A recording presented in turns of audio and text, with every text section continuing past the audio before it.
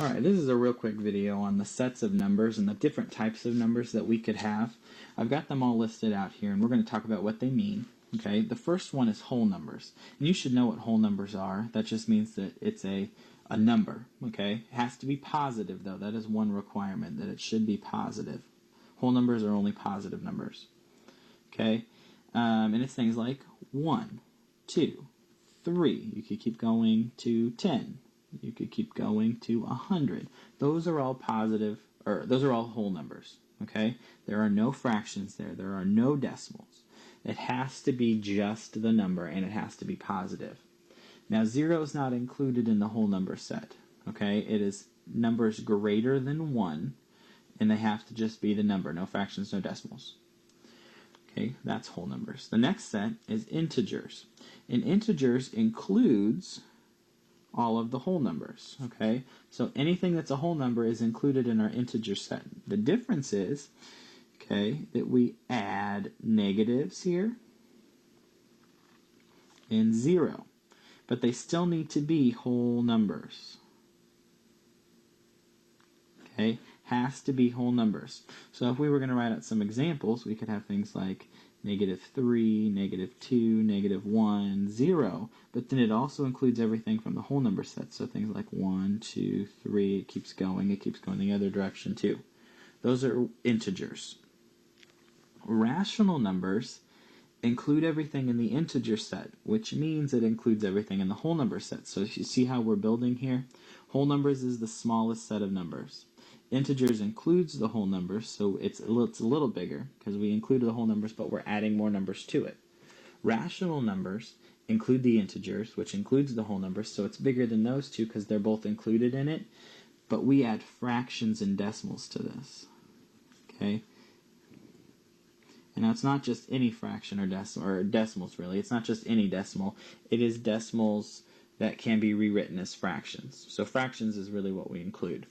But it includes the negative numbers, the whole numbers, and 0. So if we were going to look at examples of this, let's start with -3. Then we could have something like -2.5, -1/2, 0, 1, not 1/2, let's do 4/3, 7, 10.5.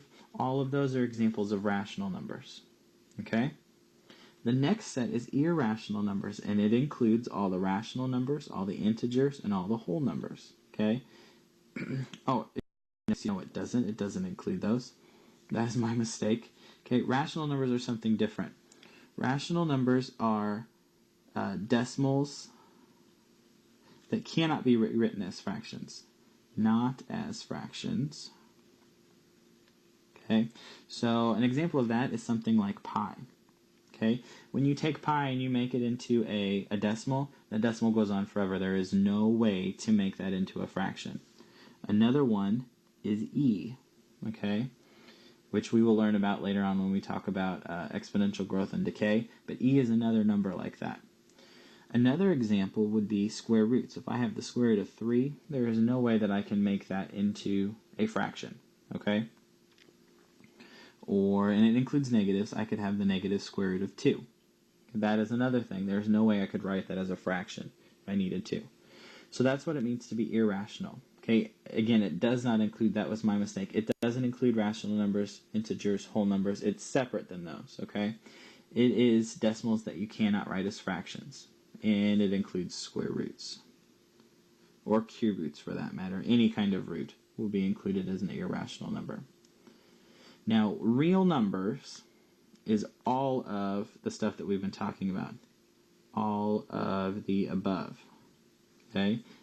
That is the set of numbers. All of that's real numbers. And what it means to be a real number is that you could find it on a number line. Okay? Anything up here in the top, we could find it on a number line if we really looked. Now, the exception would be irrational numbers because those things go on forever, but we could pinpoint a spot where it would be close to. Okay? Since the decimal goes on, I can't find the exact spot, but I could find a place where it would fit in. Okay? I could compare it to other numbers. I know that pi, for example, since pi is, I'm going to round it, 3.14, that's going to be somewhere between 3 and 4. I can't pinpoint the exact location because the decimal goes on forever, but I know it's between 3 and 4. I could find it on a number line if I needed. But that's what it means to be a real number. Those numbers exist. They are found on a number line. The last set here, imaginary numbers, you cannot find imaginary numbers on a number line. They are separate from real numbers, okay? Right? Imaginary numbers don't exist, okay? And you will talk about this when we get to section 5.9. It includes what's called complex numbers. And complex numbers are things that have an imaginary number in them. Okay, and that imaginary number, that imaginary term is I. So these all contain I. And they are not on a number line. You cannot find these on a number line because they don't exist. Alright? They aren't real numbers. It's not something like 5. Okay? It doesn't exist. It's imaginary, so it's not on our number line. Now those are the sets of numbers. Again, they're whole numbers, integers, and rational numbers, which all build on each other. Irrational numbers. Real numbers includes everything up there on the top. And then complex numbers and imaginary numbers, they are imaginary numbers. They're not on a number line. Okay? And again, those are your sets of real numbers, or sets of numbers.